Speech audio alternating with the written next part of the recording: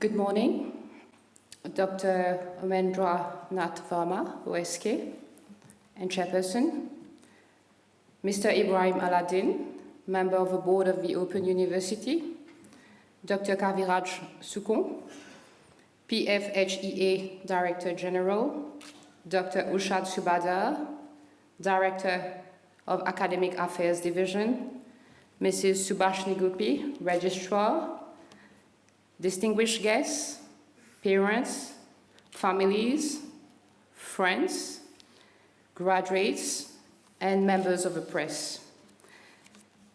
It is an honor and a great pleasure to have been invited here to share a few words with you this morning. Indeed, we are here to celebrate your accomplishment and commemorate an important milestone in your life. And I am sure the road was not easy, but through sacrifices and hard work, you made it. I would like to address my heartfelt appreciation to Dr. Sukon for the opportunity to share some perspective. And I would also like to formally salute Dr. Ushad Subadar, who used to be my lecturer in corporate finance in 2005. The knowledge imparted to me has been instrumental in my career, and this is why I do the job that I do today. So today I am addressing you both as an executive of Rogers Group and also as a former student of the Open University. Exactly 10 years ago, I graduated with a master in business administration, probably the first batch of graduates of the Open University. We had high caliber lecturers and renowned practitioners, such as the Honorable Judge Bushan Duma, to help us to broaden our perspective and apply our education to real-world situations. It has equipped us with skills and knowledge necessary to manage a business. Personally, it has fast-tracked my career and increased my marketability. And interestingly, I was checking on the website the total fee for an MBA, which is presently and precisely at 136,500. So when I did my MBA in 2012, we actually paid 200,000 rupees. This is almost 30% less than 10 years before, enabling more students and professionals to expand their horizon. The point here is that the Open University has been true to its focus to enhance access to quality higher education at an affordable price with great flexibility through open and distance learning. So while I was preparing for my speech, I started reflecting on my own journey. And I'm going to share something very personal.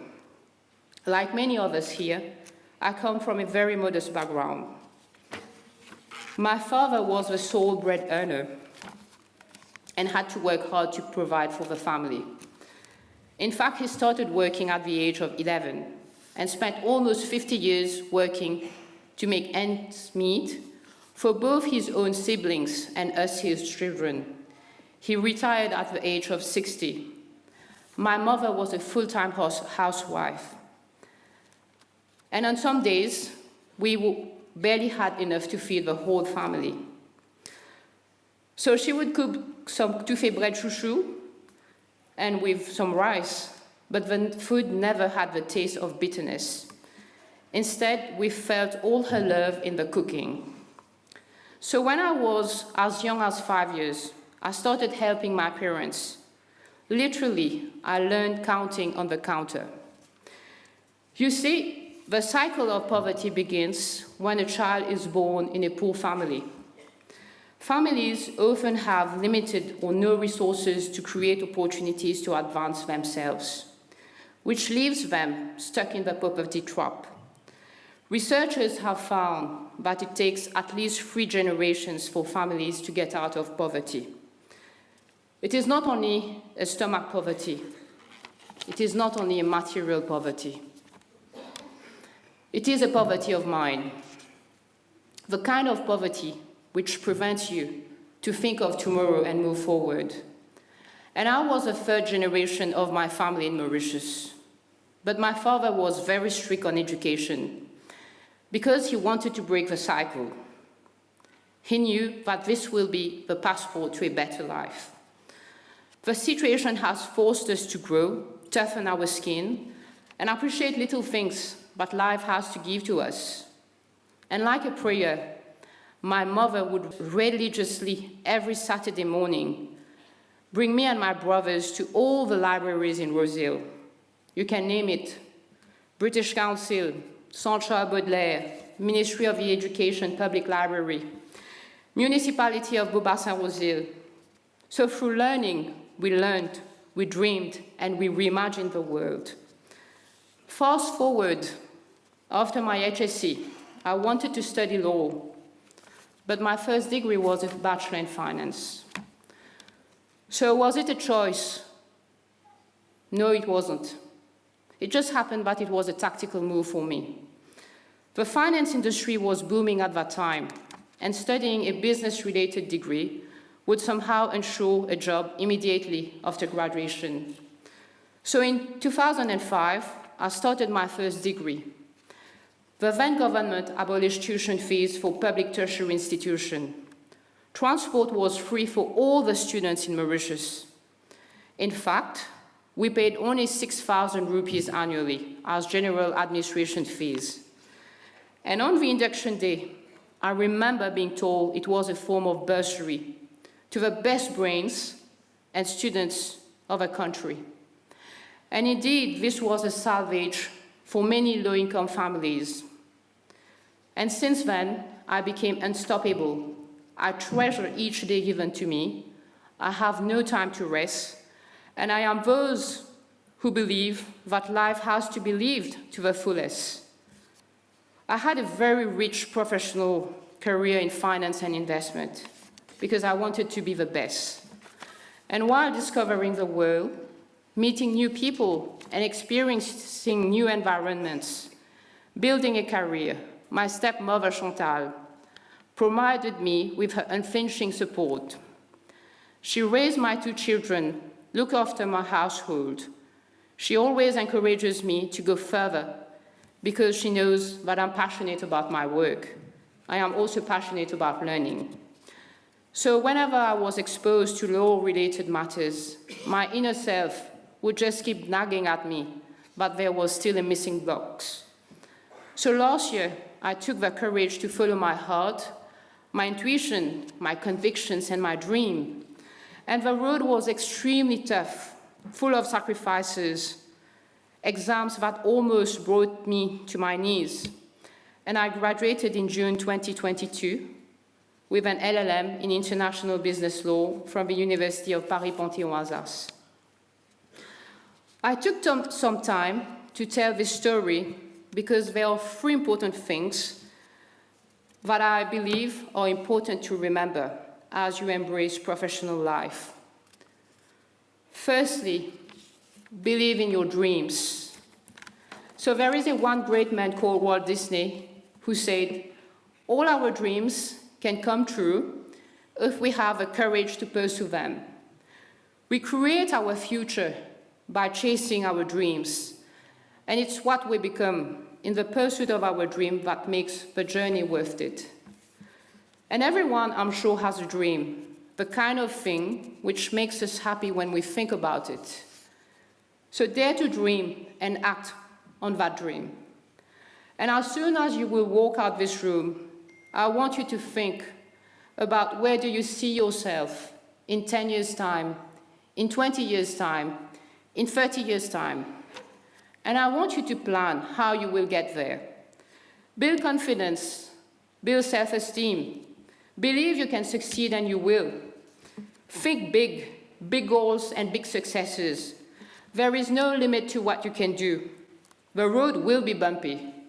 Then, despite problems and circumstances, remember that persistence is key. It takes a lot of courage to get what you want. My second recommendation is about being the best. To be the best, you have to give your best. You have to learn from the best. And the goal here is not to be better than your friend, but better than your previous self. Success is connected to action, and successful people keep moving forward despite roller coasters of life. They do make mistakes, they do fail, but they don't quit. This is called tenacity. Give your best so that one day, when you look back at your life, you do not have regrets. Believe in yourself. Keep trying. Get out of your comfort zone. Push your limits. Feed your mind with ideas of success. Visualize your success and surround yourself with successful people because you will learn from them. And be close to people who can push you to work harder than you did yesterday. When I was studying finance, and I'm looking at Dr. Ushad Subadar, there was an interesting concept and series of literature on free lunches. Basically, it is impossible to get something for nothing. There is always a cost associated with it.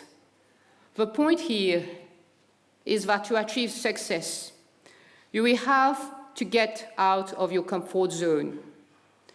You will have to push your limits, and you will have to sacrifice something. Time, sleep, leisure, entertainment. If you truly want to reach another level in any area of your life, you need to make extraordinary sacrifices to get there. If you want a life no one else is living, you'll need to start living like no one else. Your level of sacrifice directly determines your level of success. My last advice is about investing in yourself. So investing in yourself means that you're putting in the time, the money, the effort, and the energy in making your current and future life better. Investing in yourself will boost your confidence, will boost your abilities, improve your talents, and have positive impact on your self-esteem. You will become more aware of your unique set of strengths, values, and passions, and how you can use them to achieve your goals. Keep learning.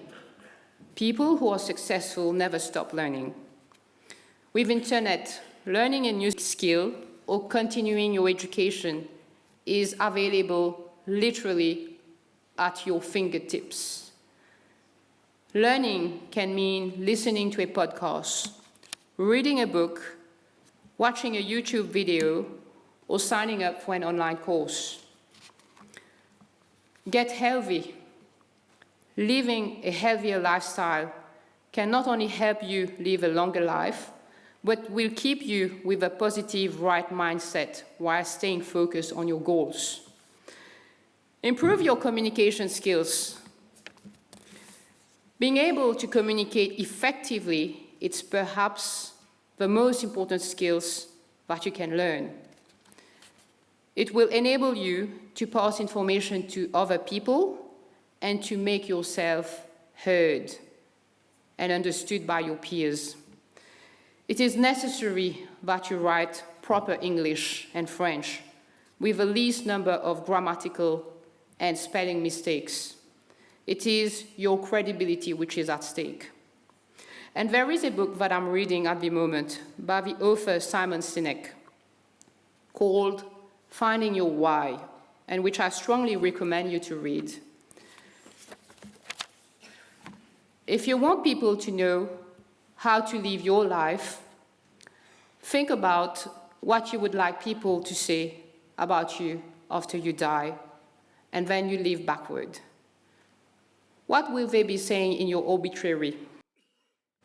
So you are best positioned to find your purpose, your passion, your belief, and your aspirations.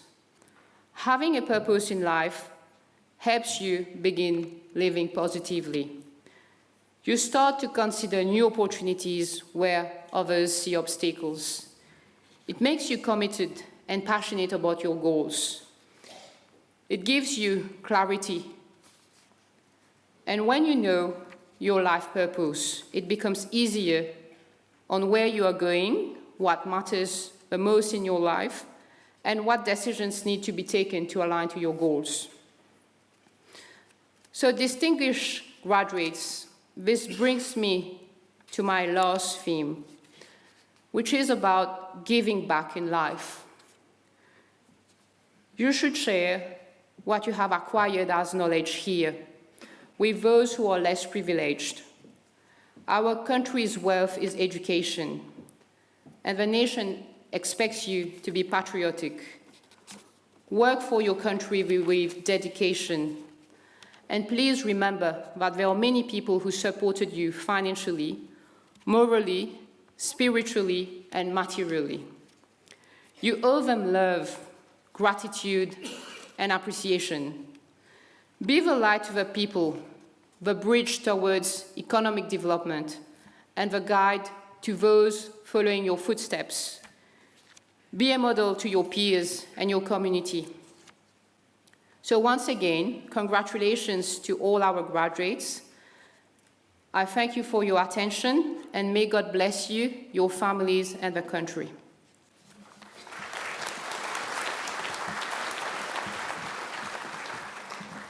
Thank you.